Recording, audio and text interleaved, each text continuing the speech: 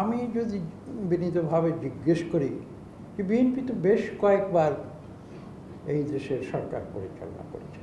প্রথমে একবার 1975-76 থেকে শুরু করে 82 সাল পর্যন্ত, পরবর্তীতে 91 থেকে 96, তারপর 2001 থেকে 2006। আমি বলি না যে বিএনপি সব সঠিক কাজ করেছে, মানুষ কাজ করতে গেলে ভুল হয়, কিছু ভুল হয়েছে, যে কাজ করে না তার কিন্তু কোনো ভুল হয় না। তো যেহেতু বিএনপি সরকার দীর্ঘ সময় পরিচালনা করেছে বাংলাদেশে, কিছু ভুল এটা হয়েছে। কিন্তু আমি একটি প্রশ্ন করবো, বিএনপি কি কখনো স্বৈরাচারী ভূমিকায় এদেশে অবতীর্ণ হয়েছিল? আমি কিন্তু জোর গলায় বলবো এই অভিযোগ বিএনপিকে করতে। হ্যাঁ, কিছু ভুল করেছে, হয়তো কিছু অনিয়ম হয়েছে, আমরা তো এর ভিতর দিয়ে যাই, আমরা এগুলো সংশোধন করে নিতে চাই। কিন্তু বিএনপি আগামীতে এখনকার প্রেক্ষিতে বলছে, আজকে 2025 সালের প্রেক্ষিতে বলছি, বিএনপির যে ট্র্যাক রেকর্ড রয়েছে, বিএনপি আগামীতে ক্ষমতায় গেলে বা দেশ পরিচালনার দায়িত্বে গেলে, আমি ক্ষমতায় গেলে বলবো না, বলবো যে দেশ পরিচালনার দায়িত্বে গেলে বিএনপি স্বৈরাচারী হয়ে উঠবে। আবার আমরা আমি খোলাখুলি বলি, অনেকেই বলছে, আমাকে প্রশ্ন করছে, বিএনপি আওয়ামী লীগ তো two sides of the same coin. কেন আপনারা এসব কথা শুনছেন না? মানুষ আলোচনা করছে না? আমার প্রশ্ন হচ্ছে যে এই প্রশ্ন যারা করছে এটা তো বৈধ প্রশ্ন নয়, কেননা এর পিছনে, এই প্রশ্ন করার পিছনে কোনো যৌক্তিকতা নেই, কোনো উদাহরণ নেই, কোনো পূর্ব ইতিহাস। আমি এটা আজকে স্পষ্ট করে সাংবাদিকদের উদ্দেশ্য, আপনারা সত্য কথা লিখুন।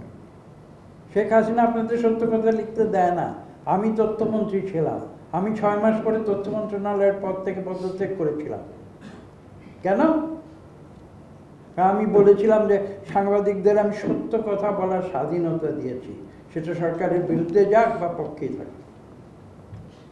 আমাকে ক্ষমা করবেন, আমার কঠিন সত্য কথা বলতে হচ্ছে, এবং কঠিনভাবে আমি আজকে বলছি যে বিএনপি আগামীতে নির্বাচনে বিজয়ী হয়ে সরকার গঠন করলে তারা স্বৈরাচারী হয়ে যাবে। এটা তো মজার কথা।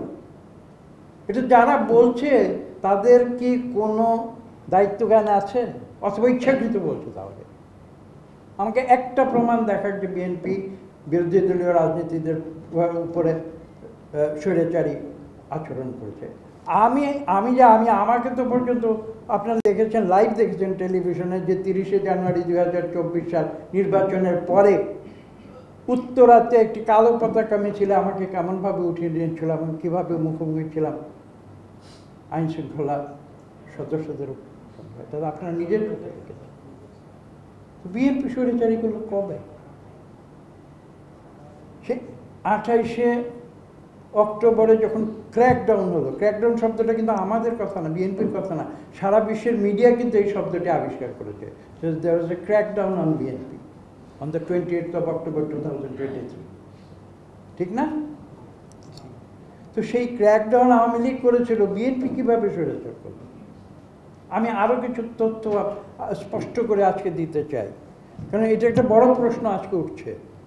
আমরা শুনেছি, গোলাম রাব্বানী সাহেবের বক্তব্যও শুনেছি কথাটা, যে আমি এটা স্পষ্ট করে দিতে চাই যে আওয়ামী লীগ বিগত 15 বছর যখন সরকারে ছিল, তখন বিএনপির বিরুদ্ধে কতগুলো গায়েবী মিথ্যা মামলা দেওয়া হয়েছিল, লক্ষাধিক। আমি ছোট্ট প্রশ্ন করি, বিএনপি গত 15 বছর ক্ষমতা ছিল, আমি হিসাব দিয়েছি, বিএনপি সেই 15 বছরে আওয়ামী লীগের বিরুদ্ধে কয়টা মিথ্যা গায়েবী মামলা দিয়েছিল? আপনারা বলুন, আমার তো বলার দরকার। আরেকটু যোগ করছি, আওয়ামী লীগ বিএনপি যিনি চেয়ারপারসন, তার বিরুদ্ধে 35টির বেশি গায়েবী মিথ্যা মামলা দিয়েছে।